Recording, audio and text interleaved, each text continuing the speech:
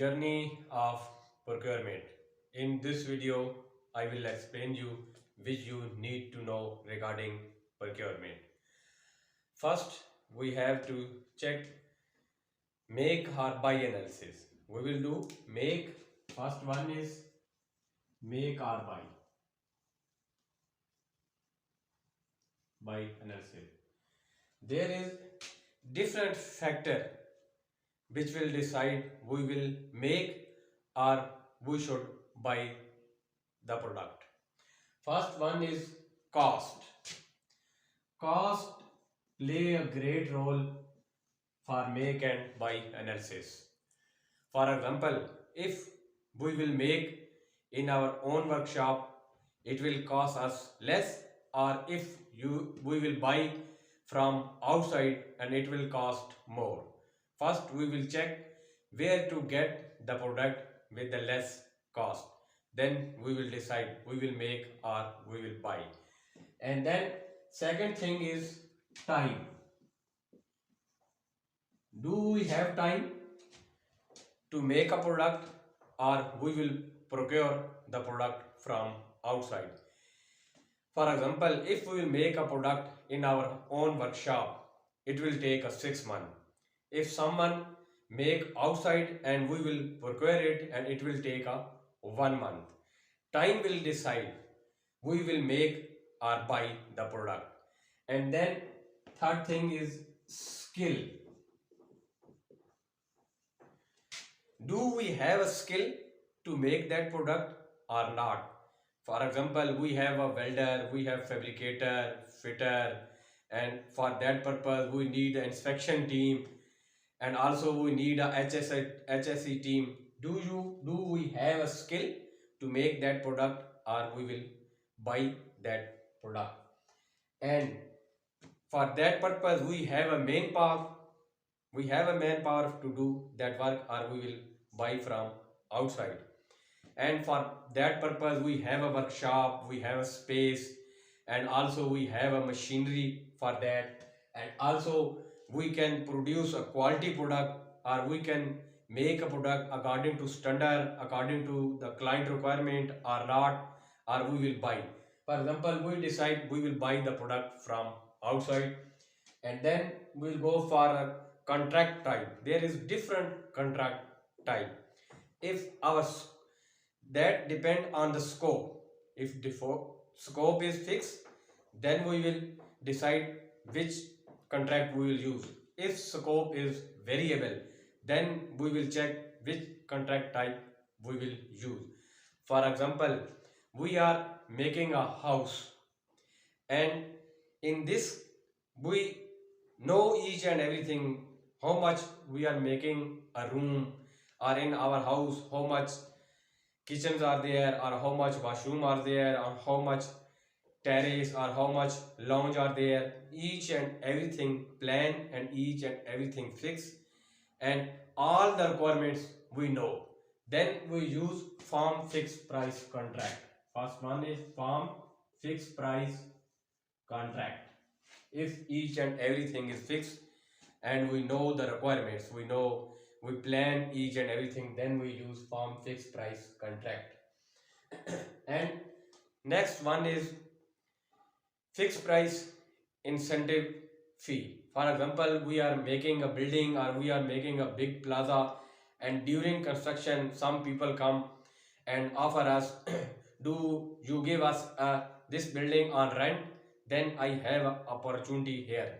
And buyer will go to seller and ask the seller, did you do you complete the early this building or not? Or for example, if you will complete this building advance in 3 months, then I will pay you this much money or this much incentive. Then we will use fixed price incentive fee. And incentive are fixed and we have to pay because it is written in the contract. We have to pay that money to the seller. And then if we are using a long term contract, for example, we are making a big refinery or big gas plant and it will take a long time, 8 year, 10 year, 15 year, like that. Or we are making a cross country pipeline, it will take also so many years or multiple years. Then any contract that are affected by the inflation, we will use fixed price economics price adjustment. We will use fixed price economic price adjustment contract because that is affected by the inflation. Then we will use fixed price economics price adjustment contract. And then we will use cost price cost. Then we use number 4 type is cost plus fixed fee. Then we use cost plus fixed fee contract.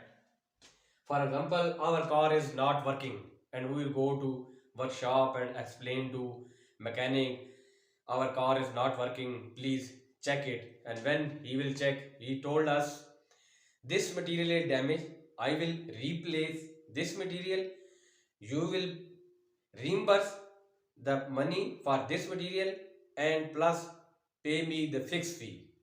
Plus pay me the fixed fee. Then you will use cost plus fixed fee contract. Cost plus fixed fee contract. Then we will use. And when we will go to the mechanic and we will explain them our car is not working and how much time it will take. And he checked our car and then explain us it will take maybe 12 hour or 15 hour. But we want to reach our destination in time because we have some urgent work there.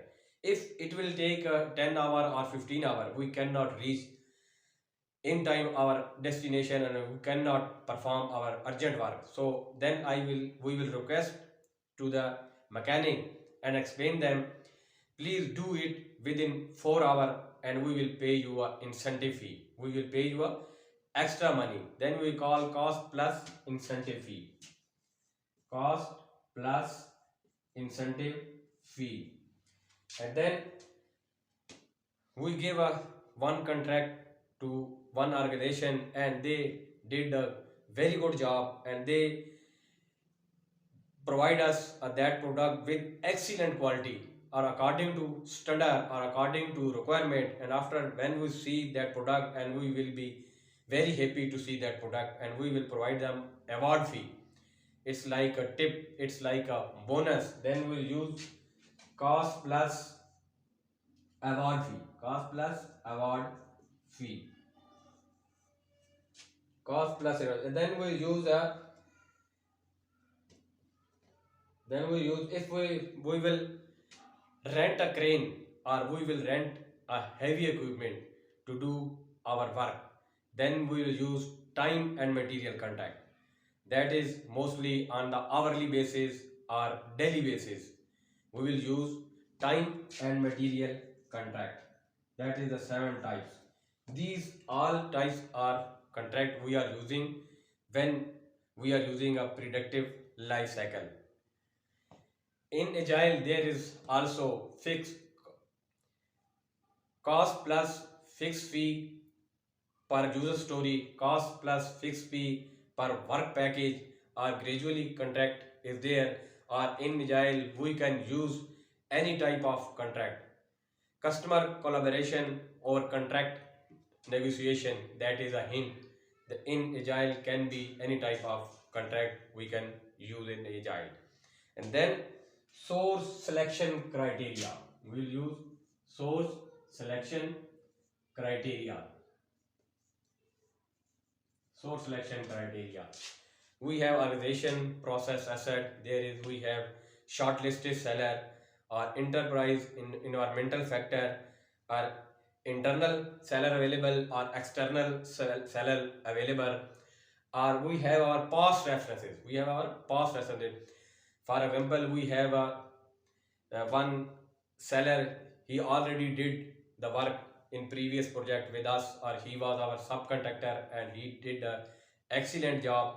So we have past reference, we can go from them and we will hire that subcontractor again. that is source selection criteria. They already provided us a excellent quality work or excellent product with our requirements or according to our standard, according to our contract. They provided us also on time. So we will have a shortlisted seller. We will go to them and select them. Source selection criteria. Then we make a procurement statement of work. Procurement statement of work. Statement of work. PSW, procurement statement of work. The acceptance criteria is given in the procurement statement of work. Our procurement strategy is given in the procurement statement of work. Our procurement management plan, all the things are there in the procurement statement of work. And then we will do the bidder conference, and then we'll do the bidder conference and do the bidder conference. The bidder comes there and we will explain them each and everything. We will show them the area, we will tell them which we are required from them, and we will explain them each and everything. If we have approved drawing, we will show them the product approved drawing from the client, and we will show them that the bidder, and we will select that bidder, and then we will start negotiation with them. If anything is related with the money, that is the job of the procurement manager or procurement department. That is not the work of the project manager. Project manager is there, team is also there. They will discuss quality, schedule, risk and other things. But if anything is relevant to the money, that is the work of procurement department. That is not the work of the project manager. Then we will make a agreement. We will make a preliminary agreement, then we will make a final agreement, and then sign the both parties. And this is the final contract, and we have to do, or our seller have to do according to that contract. If you are going to perform audit, it should be written in the contract or agreement. For example, after 6 months we will perform audit, or annually we are performing audit. It should be written in the contract or agreement. If it is not written in the contract or agreement, then seller is not going to perform the audit. And my some student got question in the PMP exam that are relevant to the expected monetary value. Calculate the expected monetary value of the contract, and you should remember expected monetary value is equal to probability into impact. Always equal to the probability into impact. If we want to check the progress of the seller, we will check schedule variance equal to earned value divided by planned value. If we will check this cost variance, we will go for earned value divided by actual cost. According to this, we will check the progress of the seller, and then we will decide where is according to schedule seller is performing, or according to cost at which stage is the seller. This is all about the procurement, and this is my last journey videos. Today all the journey videos have been completed. Business environment I have already done, and people domain I already done, and process domain today all video regarding process domain has been completed. And if you want to do PMP within minimum possible time, then I have a two session for that. First one is one-on-one session, and fee for one-on-one session is comparatively very less, and it should be customized according to your requirement. This is the beauty of one-on-one session. And other session is batch session, and fee for batch session is also comparatively very less, and the result for one-on-one session is 100%. If you want to join, you can join any one session. and I have different mocks. I have some mocks for business environment, and I have three mocks, each containing 60 question for the people domain, and I have three mocks, each containing 66 question for process domains. If you solve these all my mocks and you will get the marks more than 80%, then I am quite sure you will be clear the PMP within first attempt, because I have more than 25 year of experience in project management field.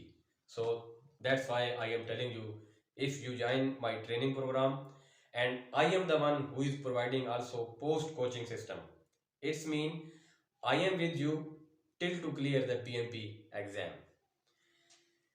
Thanks for watching this video. See you there. Anyone session as suits you. Live with passion. Bye bye and take care.